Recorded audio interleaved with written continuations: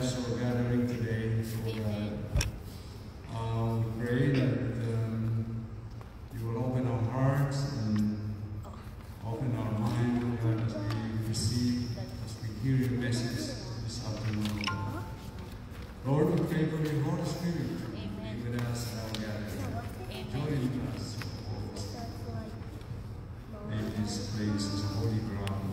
We can worship you from our hearts, from the bottom of our hearts. Lord, we can offer our songs and our prayers as well. Father God, we thank you for the people who are able to come here and join us in this worship. Thank you, God, even for those who are watching us in Facebook. Lord, we pray for them. We will be able to hear the message that's prepared for the Lord today. Father, thank you so much. We pray for our singers, oh God. Pray for them. And that they will be able to lead us in worship. Pray for our pastor, oh God, strengthen him, oh God. He will be used to receive your message, Lord, as a channel of your word to us. Father God, thank you. This I pray in Jesus' name. Amen. Amen.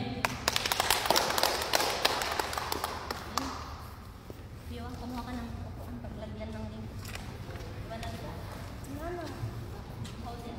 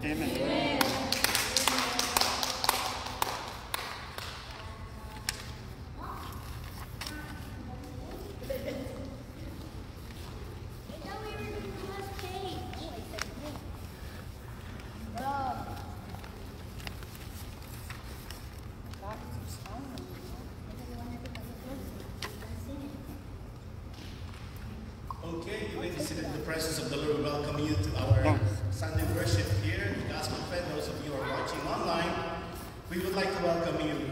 So in case you are watching and you are part of the Gospel Fed Durham, you haven't been here, we'd like to say hi to you. Please kindly share, like this video and share it in your Facebook page so that many people will be able to have the privilege of worshiping with us here.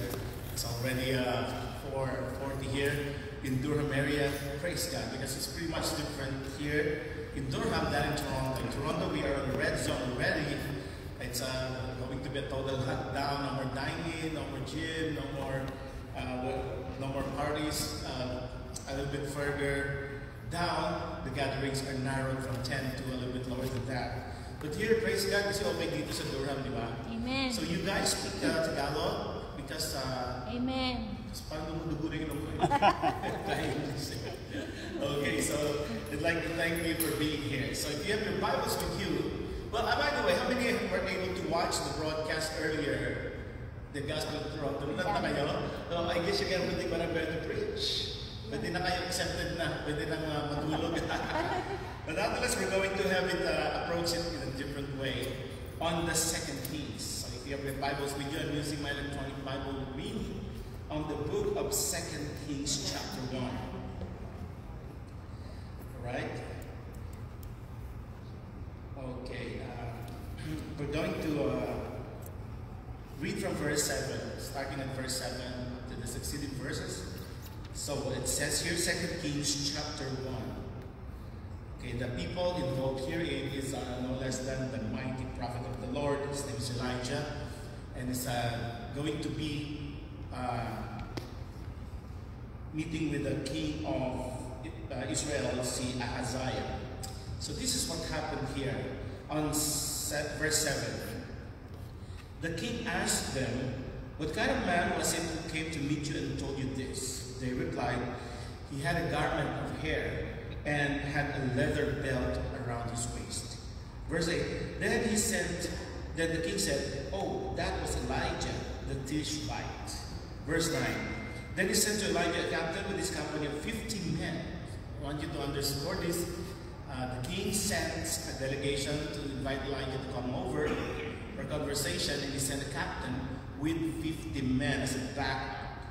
Then the captain went up to Elijah, who was sitting on top of a hill, and said to him, "Man of God, the king says, come down." Verse 10, Elijah answered to the captain, "If I am a man of God, may fire come down from heaven and consume you and your 50 men. Wow. It's pretty much tough, right? And then fire fell from heaven and consumed the captain and his men. At this, the king sent to Elijah another captain, because the first batch, the captain and his 50 men, was all burnt down when the prophet called forth a fire, because the prophet does not want to go to King Ahaziah for fear that he will do something bad to him, and so he wants to prove a point by asking the Lord to rain down a fire on this delegation, and the Lord did. And so the king was not rattled by that. Instead, he sent a second batch. The second batch, verse 10, it's the same thing. At this, the king sent to Elijah another captain with his 50 men. And the captain said to him, "Man of God, this is what the king says. Come down at once." But this time, the king was more emphatic with his demand for Elijah to come over. And Elijah just the same said in verse 12, "If I am a man of God," Elijah replied, "may fire come down from heaven and consume you and your 50 men." Then the fire of God fell from heaven and consumed him and his 50 men. Verse 13, so the king, walang kadala-dala, no? The king sent a third captain. Okay, there's a trend here, a pattern. So the king sent a third captain with his 50 men. This captain went up and fell on his knees before Elijah, the man of God. He begged, "Please have respect for my life and the lives of these 50 men, your servants. See, the fire has fallen from heaven and consumed the first two captains and all their men. But now have respect for my life." The angel of the Lord said to Elijah, "Go down with him. Do not be afraid of him." So Elijah got up and went down with him to the king. Let's pray. Father God, we're so grateful today, this afternoon, Lord, that we have the privilege of gathering here for your holy name. Thank you, Lord, because each time we gather, things are happening. Things are going to happen, Lord, based on your perfect will and destiny. I pray tonight, Lord, as we gather, give us an open heart and open mind so that we will understand fully what great things are in store for us and the things that you want us to learn and realize and absorb so that our lives and destiny will be altogether altered forever. Father, I know that the words that we're going to hear will not just impact us personally, but also those people who will come in contact with us. So I pray, Lord, in the same fashion that we're so serious about studying other things, may we have that kind of seriousness in our hearts, even though some of us may be watching online. I pray, Father God, for your illumination so that your word will impact us forever. In Jesus' name, amen. Amen. So just before I give you the main points, I'd like to establish the story here. So here's a king, Ahaziah, and here's the man of God. The king wants Elijah to come over and prophesy to him of what's going to happen. But Elijah is a little bit frightened because this king is pretty much unpredictable. So the king sent a captain and 50 men twice in a row. Elijah did the same. A fire came down to destroy them. So there is a pattern. Now the focal point of the story here is not going to be the king nor Elijah. I want you to focus your lens to this very significant man who was unnamed actually. He was just called captain. So for the sake of the message, I will call him the third captain. By the way, the title of my message is Breakers of Pattern. Okay? This is the third captain in the spotlight. That's what we're going to study. So the first captain was this. Came to Elijah and asked, "Hey, ang utos ng hari hindi mo babalik. Come down, go to the king." Said, "I am a man of God. I will not go to your king. Let the fire come down." The first captain was consumed. Then the second captain just repeated what the other captain said, and he was too consumed. Now came along the third captain. This is the wisdom. The third captain was different. He doesn't want to be a casualty. There is a pattern set now that anyone who forces Elijah to go over to the king shall be rained down with a fire. Pag walang mic, nabibinig niyo. Sige, wala mo na. Virus na. So, may pattern. But the third captain is the pattern breaker. Can you say pattern breaker? Pattern breaker. When I say pattern breaker, I want you to understand that down from, let's say, from our heritage, from our being a Filipino, to our clan. Anong apelido ng mga clan niyo? Anong apelido? Sangkuli. Sherwin, anong apelido bro? Sangkuli. Sangkuli. Sinora ng dala? Rupisan. Ha? Rupisan. Rupisan. Dito naman, Enrico Dimal. Nung dalaga ka, Guevara. Oh, matindi, no? Guevara sa katya. Mga rich people. Di ba? Tama ba ako? Sila lang. Amen. Sila lang. See? Okay, so, when I say that, there is a huge probability that you have inherited a dominant trait in your clan. Okay? Pag sinabing mga sangkuli sa Ilocos, kilala ba kayo? Sa barangay namin. Pag sinabing mga sangkuli, ano ang pagkakakilanlan sa inyo? Malalaki. Malalaki. Malalaki. Okay. Pag sinabing mga dimal, ano ang kwan sa inyo? Anong reputasyon? Ay, mga dimal? Anong kwan? Maliliit. Okay. So, sa akin naman, pag sinabi ng mga Villarosa, mga may tsura yung pero alam mo sa akin, medyo malulupit sa akin, lalo sa mga Bisaya. Sa Bisaya mo ba? It's a tingin mga Bisaya. Doon, malulupit mga Bisaya, ang lakas mong inis. Kung halimbawa, apelido mo, binanggit mo, ay, naku, mga aswang yan. Ayun ba, pag sabihin ng gano'n, aswang yung lahi nyo, mga ulam, mga gano'n sa Bisaya eh. Kung ano-anong mga ibibintang sa'yo. Ay, lahi yan mga, tawag nila dito, lahi yan ng mga mahihirap. Ganon. Ay, lahi ng mga chismosa. Actually, there's some certain level of truth of that because our clan has a distinct identity compared with others. Like, minsan, pag mayayaman, di ba? Ay, mga mata pobre yan. Pero itaas pa lang ng konti. Pag sinabing mga Ilocano, Correct po. alam hindi naman, pag tayo naman magsishare na ganda, handa na kayo ng ano. Noon ata, Pastor. Ngayon, handa-handa ng mga tao. Puro handa na. Pag nagpunta kayo sa Ilocano, magdala na kayo ng Tupperware. Sigurado marami kayong uuwi, di ba? Pag mga Bisaya, may yawa. Pag sinabing mga Ilonggo, Malambing. malambing na. Pag sinabing mga Kapampangan, Masarap magluto. masarap pagluto. Di ba?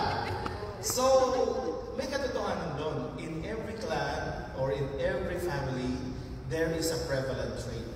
Ang tawag niya, pattern. We tend to copy what has been handed to us by our ancestors.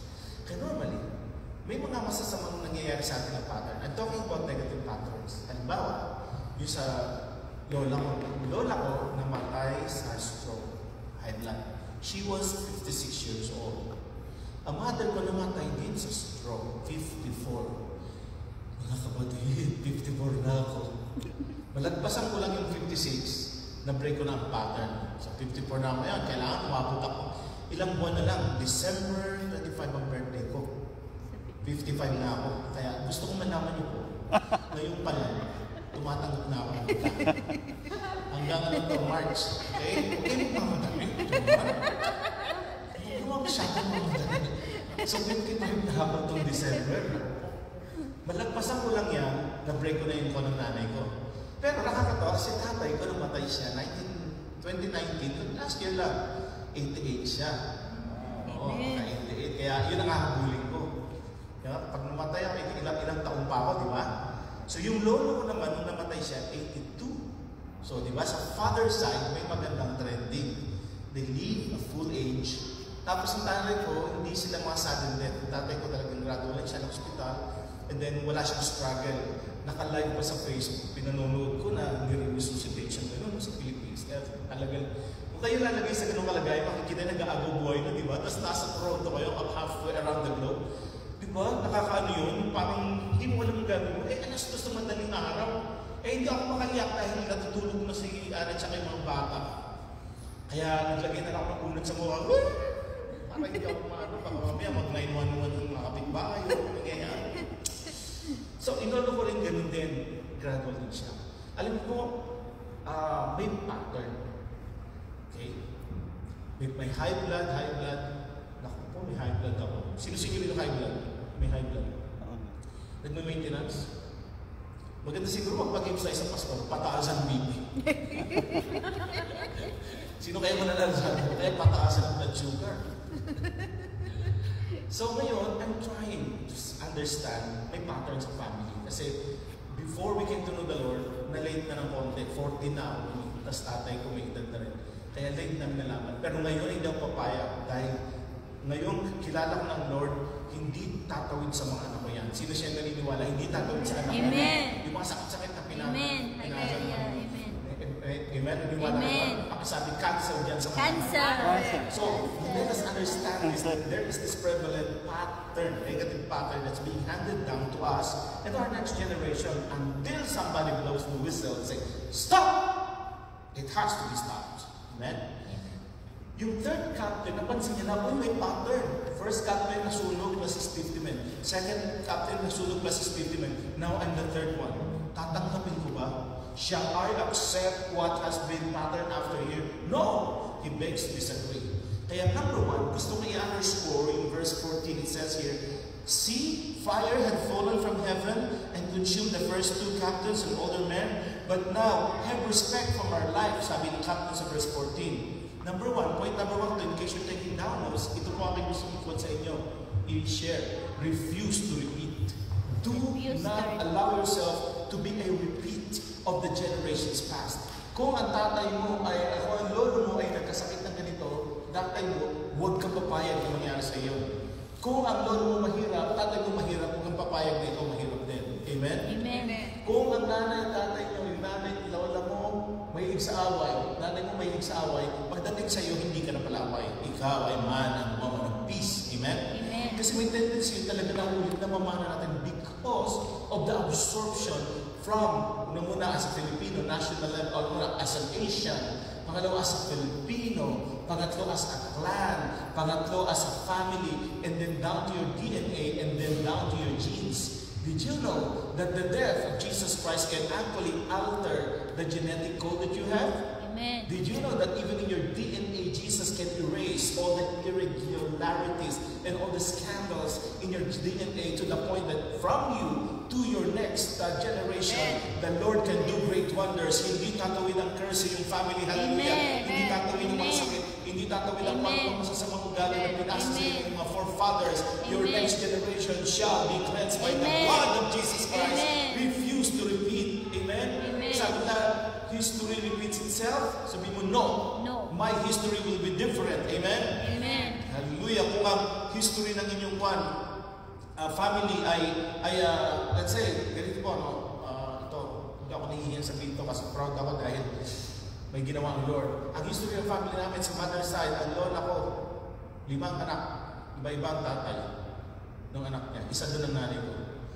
Ngayon yung tatay ng nanay ko, iba-iba rin ang anak. Alam niyo kailan? Hulaan niyo yung kapatid ng nanay ko sa tatay. 40. 40. Kaya ako, bakit ang dami kapatid? Iba-ibang apelido. Sabi niya, iba-iba ang father namin. Tapos mother side, iba-ibang father. Sa mother side, iba-ibang mother. Can you imagine? Pero ang nanay ko, na-break niya. Ang nanay ko, the one and only man, naging boyfriend niya ang nanay, tatay ko, first time, hanggang namatay siya. Yun lang ang naging lalaki niya. Di ba? Amen. Tapos, pagdating sa amin, yun. Kaya kailangan huwag pumasok. Pero may nakalusog na isang kapatid ko, medyo, black sheep. Pero the rest sa amin, okay, ang takbo. Maganda kasi nakakilala sa Panginoon parents ko. Na-stop niya. Refuse to repeat. Kaya babag-aralan natin ating mga lahi. Andun ang mga nakikita ninyo na nangyari sa inyong past family that is now crossing over to you. Stop. Sabi mo sa kanila, hindi kita papapasukin sa pinto ng aming buhay. Amen? Amen. Pag sabihin nyo lang kung sa stop ka, sumagot kayo, stop or come in. Okay? Piligis nila, stop or come in. Kahirapan. Stop. Ako, pag hindi kayo sumagot, papasok. High blood. Stop. Cancer. Stop. Quarrel. Stop. Trouble. Stop. Ganyan kayo magsasagot. Pag pumapasok na, it's knocking at your doorstep and you know that it is a generational curse and generational sin, close the door immediately. Amen? Amen. Pag alam nyo may tendency sa family, always pray that the Lord will not allow this generational pattern to creep into your family. Amen. Now, my point is this, when you are going to put an end to this, you have the right to refuse. As a Christian, hindi tayo helpless. Yung sabi natin, ako na tayo magagawa, mga demonyo talagang pumasok sa akin. Hindi totoo yan. You can stop the devil. Sabi mo sa kanya, devil, stop. You're right there. You're not allowed. Don't be a version of someone else. Kasi itong pangatlong captain, sabi niya, first captain, sunog. Second captain, sunog. Patingnan niya. Third captain, ay, hindi papayag. Paano nangyari sa akin to? Diba? Yung hindi mo magpayag, you don't allow yourself to be a version of everyone else can make a lot of difference. I mean, when you are going to be existing as an individual, be a standalone. Be a standalone category. Ano yung standalone category? Wala kang katulad. Yung maghanap ka ng isang bagay na meron ka that you can be so unique on your own that you don't just repeat someone else. Standalone. Yung captain, siya lang ang na-spare. May ginawa siya kaya siya na-spare. Sunog. Aba, hindi ako papayag, Lord, na ako masunog, di ba? High blood, hindi ako papayag. Cancer, hindi ako papayag, di ba? Sino siya hindi papayag na gano'n? Stop siya sa inyo. Huwag kayong, you don't allow because you are fighting not just for yourself, but for your family. Napansin ba yung third captain, sabi niya, please respect my life and my men. Ibig sabihin nito, may pinoprotektahan siya. If you are ever bound to be faithful to the Lord, do not allow yourself to be a repeat. It is not for your sake, but for the people that you will be impacting. Kaya, itong third captain, sabi niya, no, I will not be a version of this. I will be a unique standalone myself. Parang ganito yan. Nung natatanda ko si Disney Houston noon, ang daming taong nakakakanta sa kanta niya. Ang daming gumagaya sa kanya kasi madaling open yung boses. Pagdating ni Mariah Carey, wala na. Walang makagaya. Di ba? Ang hirap kaya kantahin ng kanta niya. Sinubukan niyo makantahin yung pumipito. Yung gumagano, parang sobrang taas ng boses. Wala na. Stand-alone category yung tawag doon. You are a category on your own. Kakaiba ka. Yung lahat sila nagko-compromise, ikaw lang yung hindi. Napapansin nila yan that you are a different person. Pag nag-blend ka sa crowd, ibang kilos mo, ibang galaw mo. Hindi ka katulad nila. Lahat sila nagnanakaw pagdating sa'yo, hindi. Lahat sila chismis pagdating sa'yo, hindi ka sumasama. Lahat sila alcoholic, ikaw lang hindi. Di ba maganda yung ganun? Kakaiba ka sa lahat. Yung third captain, kakaiba siya sa lahat. Refuse to repeat. Sunog, no. Not me. Amen? Amen. Patay, buhay. Amen? Amen. Kailangan may pattern. Naalala ko nung, di ba, may exam tayo ganyan. Umabot ba kayo sa NCEE? Di ba, meron ganun yung parang logical reasoning, yung mga pattern. Triangle, square. Abstract. Yung abstract reasoning. Yung mga line, tapos circle, line, circle, mga ganon. Sisingin mo kung may pattern. Kayo po ba'y nag-observe? Dapat nga, no? Kaso iba tayo dito, wala tayong record ng mga ninunod. Ang naalala ko lang yung lolo ko. Sa father side, buhay na buhay alala ko sa lolo ko, sinabutan ko siya. Sa mother side, yung lolo ko sa tuhod, memory na lang. Naabutan ko siya pero very faint ang memory niya. Alam ko itsura niya. Tapos yung sumunod na lolo ko, tapos yung tatay ko. Kayo po, naabutan yung lolo niyo sa tuhod? Hindi na. Talampakan, hindi na. So ako naalala ko pa, kaya may idea ako sa mother side kung ano yung mga pattern. Alam niyo kung pattern sa mother side? Poverty. Lahat sila namatay ng mahirap. Lolo ko naman, yung lolo ko naman mismo, yung tatay ng nanay ko, namatay siya mag-isa. Pero mo 40 ang anak mo. Walang nag-asikaso sa'yo, nasa isang kubo lang daw. At doon ka lang lumingon. Kaya hindi guaranteed talaga na porke may anak ka, may lilingon sa'yo. Minsan kahit ibang tao lilingunin ka pag mabuting tao. Sa kanya, walang lumingon isa. Pero na-break ng nanay ko kasi nanay ko, we were there for her. Lahat kami mga anak niya. Once I ganun din sa father side. Although may mga pattern ako nakikita, lagi ko pinag-pray ang sarili ko, Lord, spare me from this. Yung kahirapan. Sino sa inyo may ganun curse sa family nakaraan? Mahirap ang pamilya niyo. Yun lang makakaunawa nito. Si Tere pala po, hindi kami hirap, di ba?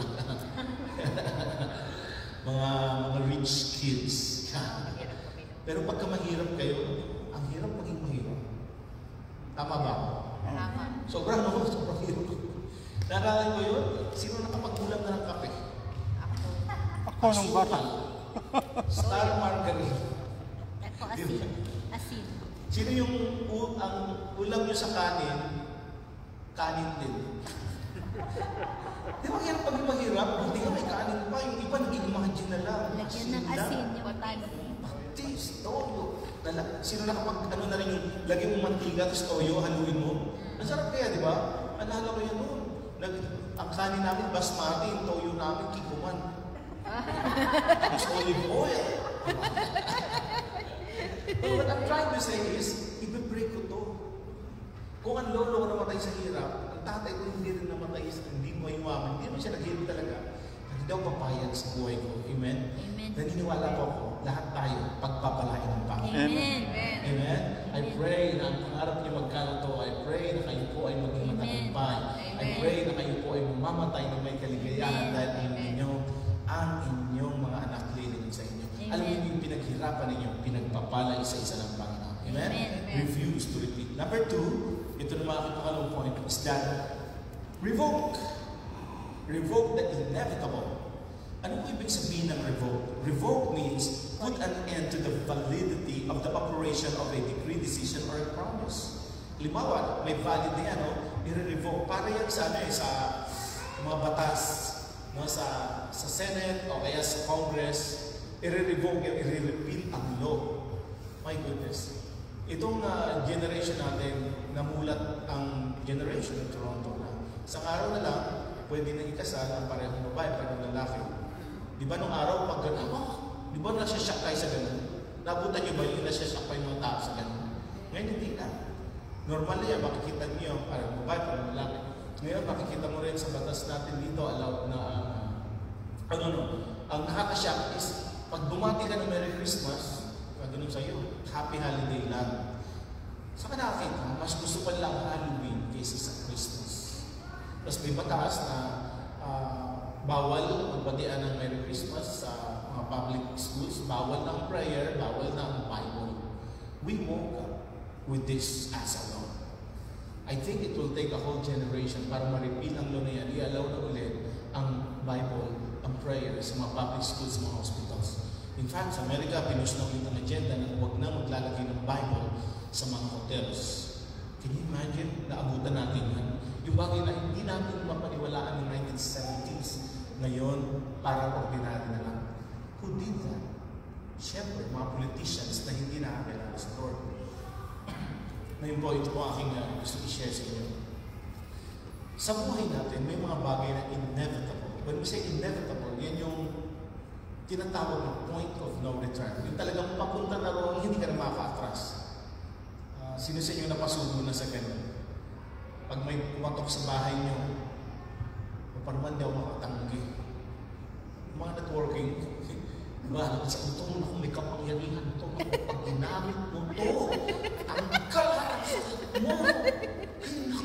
Ako nga, nawala yung baby mo, nawala yung ganito ko, umayat ako. Sige, sulok yung mga pangpapayat. Lahat yan, wala nangyari sa akin. Lahat ang nag-alok sa akin, insurance, tabako, toothpaste, pakay, pangkaputi, gano'n. Ilapos mo yan, puputi ka. Sige. Yung dating sa point of no return na hindi ka na makatanggi dahil sobrang galing mo ahente. Nakamit na ba kayo gano'n? Yung, oo. Kasi ang galing talaga eh. Talagang mapapanganga ka, parang habang binibenta ka. Isa talaga siya napasubo ako, yung vacuum.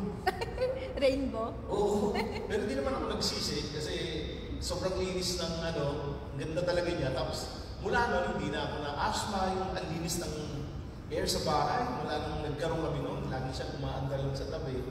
Tapos makikita mo kung sa yung hihigo. Okay naman, pero talagang hindi na yung mag-demo sa akin. So, sige, mukhang maganda naman. After hindi na ako ginamit. After 1 month, sabi ko, susuli ko na lang, hindi naman ginamit. Ay, sabi niya, tapos na po. Yung po, hindi na pwedeng isuli. Ay. 5,000 to. Yung kaldero.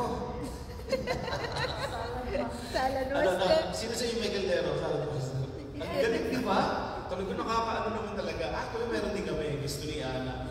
Pero nung unang bumili kami, sinabi namin, pag after 1 week tumawag kami, cancel na lang kasi hindi namin mababayaran. Pero nung dinedemo, sarap pa yung kainin. Siguro sabi nung inubos nyo lang pagkain. Tapos, yan yung tinatawag ng point of no return. Hindi ka na makahindi. Di ba? Siguro yung mga babae dyan, yung maniligawan ni Ninong, hindi na makahindi. Ayaw ba? Ikaw nurse ba, hindi ka makahindi? Hindi na ako nakahindi ba? Matitigan ka lang ni Sherwin. Hindi ko hindi. Tapos yun ang magpo-propose na magpapakasal na. Hindi ko alam na may propose pala, kaya wala kaming proposal. Hindi ko alam nalaman niya may ganun pala yung propose, ganyan, meron. Sabi ko, may ganun pala. Binigyan ko pa naman isang dulsing din. Sabi ko, kung buksan na mamaya sa bahay niyo. Yung pala yun.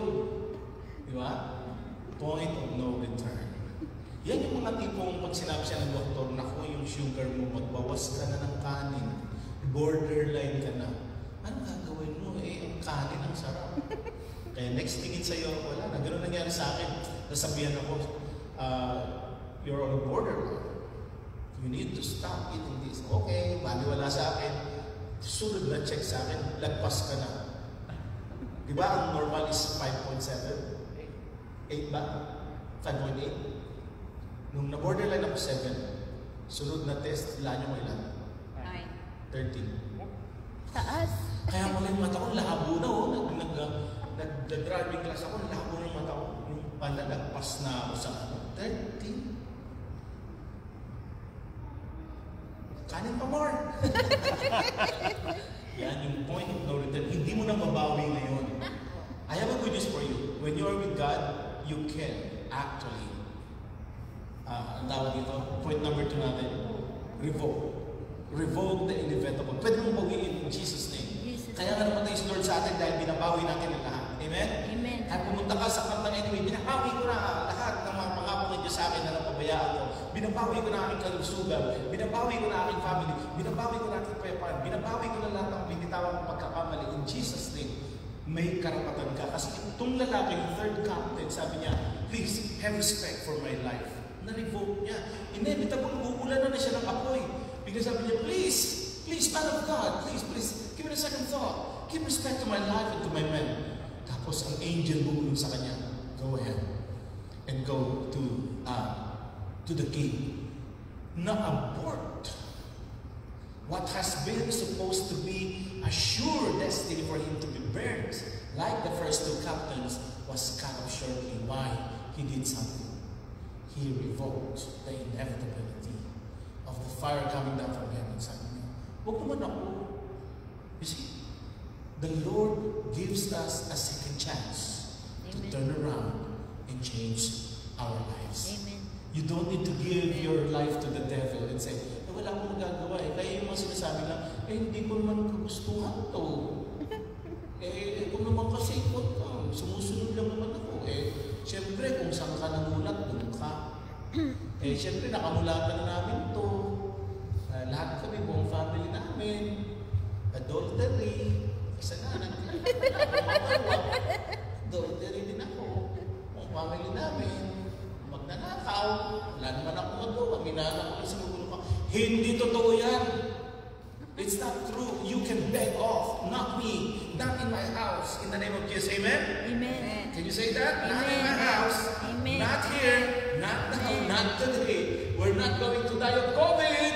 Amen. We're not going to be infected in Jesus' name. In Not Jesus' me, not in my doorstep, not my family, not in my church, not in my neighborhood, not us. Amen. I beg off to disagree with the Amen. fire.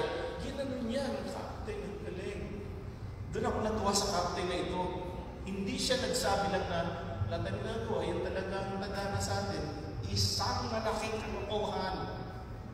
Pag sinabi mo wala kasi gumagawa, tatay ko kumikembot, nanay ko kumikembot, kaya kumikembot din ako. No. Alam mo ibig sabihin? Alam na dish. Nanay ko makukulam rin. Di ba? Ipapamalo na yung kulang. Kasi ganito kami lahat. Mahilig kami sa ulo ng baboy, sa airpo, kaya ako din. Mahilig kami sa ganito. Talaga sugar ng tatay ko, sugar ng... Pamiyak kami sa baro, kaya wala akong gagawa, nasa dugo namin yan. Hindi, totoo yan. Kaya namatay si Lord kasi yan ang titigil sa lahat ng pagsasaling lahi ng mga pattern at mga kasalanan. Number 3, ito po pinakamasama, respect your life. Yan ang argument na ni-raise ng third captain. The third captain says, please, respect for my life and for my men. You know what does that mean? If you respect yourself, you respect other people too. Respetado ng captain ang sarili niya, kaya yung 50 men niya, protect niya rin. If you respect yourself, you will respect your wife. You respect your husband. You will respect your children. You will respect your neighbor, your family, everybody who comes close to you. If you respect yourself, you respect them too. Bakit? Yung aking tanong, why is it that life and death ang pag-uusapan, pero ang race ng lalaki ay respect? What is there? Because you know what? Respect saves. I'll give you an example. Ayan, galas na. Kayo po ba nung bata pa naranasan nyo na kinalikod niya ang saksakan? Tapos nakuryente kayo? Oo. Na-experience kayo? Okay, ilan pa rin tayo, di ba? Sinabihan na ng tatay ko, wag mo sunod dyan. Makukulit. Ginan ko talaga. Nakuryente ko, alam mo na. Hindi ko na ulit-inulit kasi alam mo na ang karakainan na ko. Ang tawag doon ay respect. Respetado mo naman ang kuryente. Sino siya yung nire-respeto niyo ang gravity? Dahil nalaglag kayo insensahan. Buti nga, pwede lang pag gano'n, di ba? Yung gravity. Pag nahulog ka, kaya marami sa ating takot because we respect gravity. In the same way, we respect. Sino sa inyo walang respeto sa cobra? May gumagapang, gagano kayo. No, huwag yan. Huwag yung lalapitan yan kasi masama ang abutin nyo. We call that respect. Respect is a very healthy distance that you make away from danger. Hindi lang ito yung parang bawa ka lang sa isang tao, hanga ka sa isang tao. Ito rin yung distansya na nilalagay mo para hindi mo mailagay ang sarili mo sa panganib. That's why respect is something that the captain raised up here because he knows respect saves and keeps you from a distance away from danger. Parang nakita mo cobra, respect my life. Pag sinabing respect my life, iligtas mo naman kami. Kasi when someone respects you, he will not hurt you. Kaya mo bang sampalin ng isang tao na nire-respeto mo?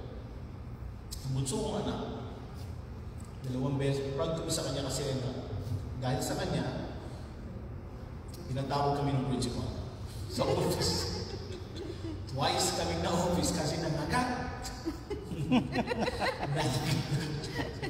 Meron pa siyang pinagat na isang bata twice in one day. Kaya sinundo na lang ng nanay. Pero, kapapagalitan mo siya, gaganunin ka niya. Pag ano, sige, you want to hurt your daddy. Bigla niyang gaganunin, hindi ka niya tutuloy. Why? Kasi, you want to hurt your daddy. Pero pag yung iba niyang kalaro, walang kemi-kemi yan, kalmutin niya, kakatin niya. Pero pag ako, nanay niya, hindi niya talaga gagawin yun. Ang tawag doon, respect. Di ba? When somebody respects you, he will not hurt you. Kaya, ang galing ng captain, sabi niya, respect my life, Elijah. Because if Elijah will respond in respect to him, that Elijah will not call the fire on you and on his men. Kaya napaka-importante nito na itong man of God, ay itong si third captain, nirespeto niya ang kanyang sarili. Natanong ko po sa inyo, how big is your respect to yourself? Hindi naman ito dahil sa mayabang ka, na sobrang taas ang tingin sa sarili, to the point na kala mong hindi ka na makapasa ng bigyan. Ang respeto sa sarili ay isang uri ng kakayahan na inilalayo mo ang sarili mo sa bagay na mapanganib para sa iyo. Bago, inuman sila dyan, alam mo kagad na mapapakama ka. May tinatawag tayo sa Pilipinas na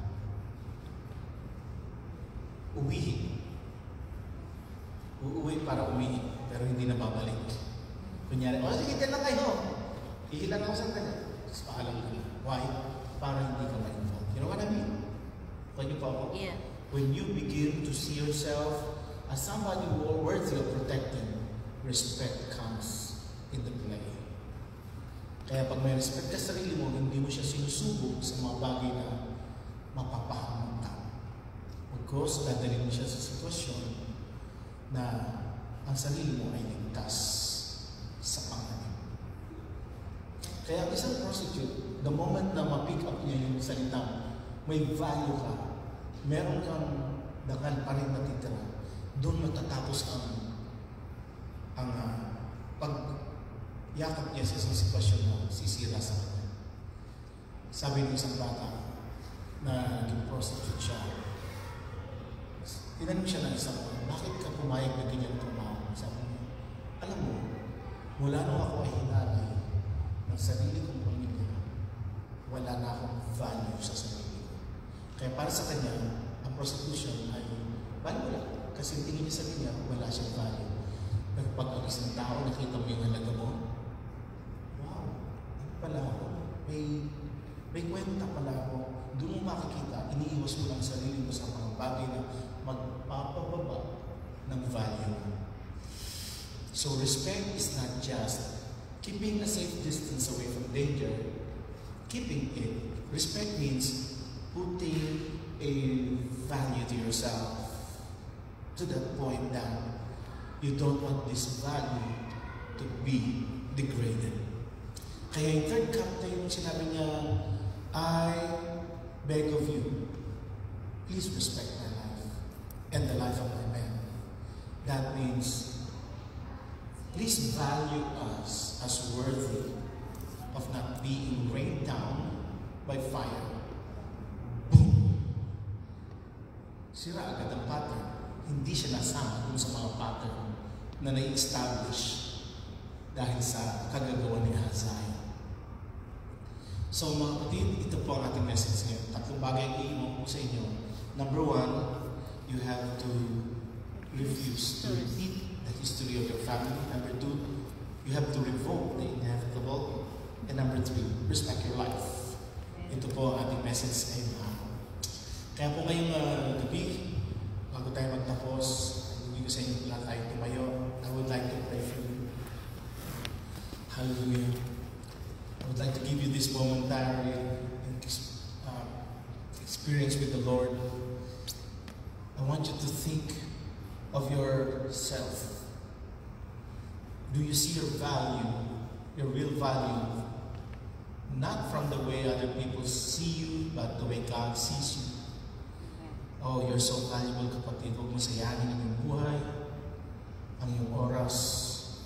Huwag mo sayangin ang iyong pagkatao sa mga bagay na sisira sa'yo. Pwede kang tumanggi.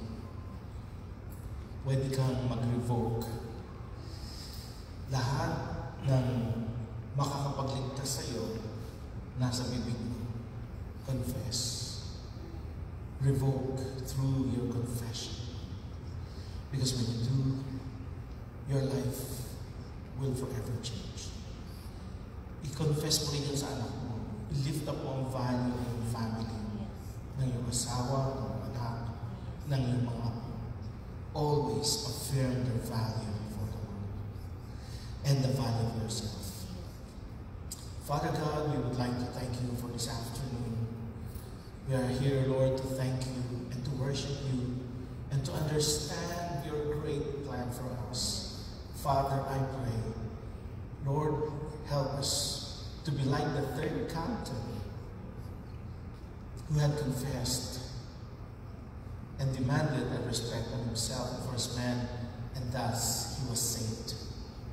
Thank you, Lord, because you brought us into this point that we don't need to be like our parents.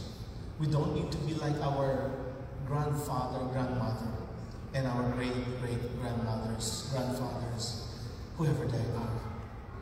They have handed to us, Lord, legacies. Some of them are negative. We reject them. We reject the negative spirits, Lord, handed down to us. We reject, Lord, our families' weaknesses and sins. We renounce and confess to you the sins of our fathers. Cleanse us, Lord, our family, from starting from us down to the next generation of our family. Bless us, Lord, in Jesus' name. Amen. Amen. God bless.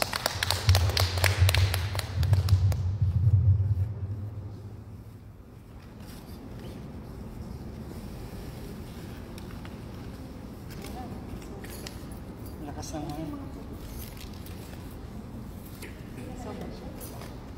Dong. It's time for our next Dong. offering. In Deuteronomy chapter 14, verse 22, it says, "You must set aside a tithe of your crops, 1/10 of all the crops you harvest each year. Bring this tithe to the designated place of worship, the place the Lord your God chooses for His name to be honored, and eat it there in His presence.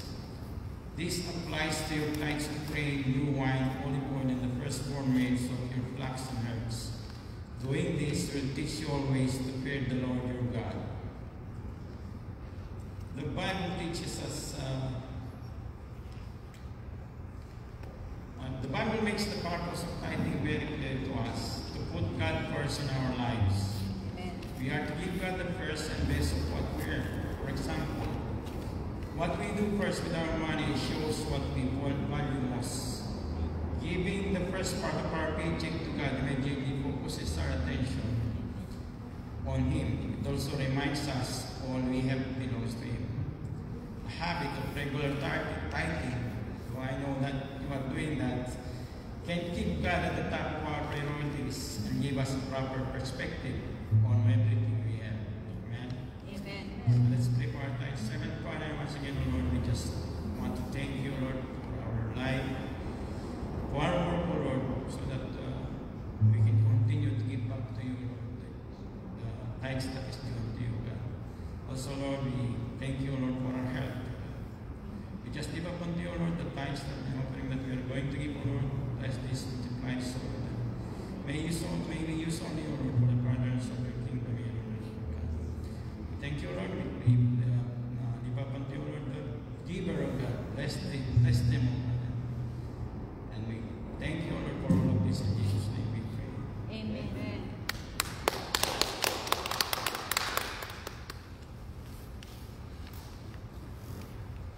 Praise God as we submit our offerings. Let's thank the Lord for His beautiful Sunday. Okay, so praise God. Thank you very much for being here. And we pray that the Lord will continue to add up our numbers next week. Amen. We'll begin to accumulate back. Since we are free to worship here in Ajax physically, let's continue on doing this. Let's all stand up for our closing prayer. Father God, thank you so much, Lord, for all these things that we have offered unto Thee, for all these things, Lord, that we have realized, and the learnings you have given us through the life of the third captain. May we not forget, Lord, that the third captain reminds us that we have the permission to change and turn around. Thank you, Father, for this great gift that we can be different. We can be unique on our own. And we can celebrate ourselves by respecting it. Thank you so much, Lord, for these powerful lessons that can alter our destiny. I pray, Lord, give us your divine protection with this ongoing pandemic as the number worsens and escalates to a level where we haven't seen before. Help us. We lift up to you, Canada, Father God. Save Canada, Lord, and I pray that you inspire the brightest minds of our generation in the ranks of scientific research to come up with a vaccine or a medicine against this COVID-19. We've seen how many people suffered from loss of jobs, economies plummeting down, families becoming hungry, especially in the third world. God, we lift up to you, Lord, the world. Have mercy upon us. I know the message has been sent to us loud and clear that you want the world to turn around and go back to you. Therefore we pray, Father God, let this be a message that will be well taken. I know, Lord, instantly one day this virus will disappear by the power of the Almighty God. Meanwhile, I pray, Lord, protect every single one of us here. Give us that shield of protection, covering, supernatural covering, Lord, that we will not be infected, that we will not come in contact with this virus. Protect our family, our extended families. And I pray, Lord, we will see 2021 as a year of new beginning for all of us, a year of restoration. In Jesus' name, amen. Lift up your right hand, please.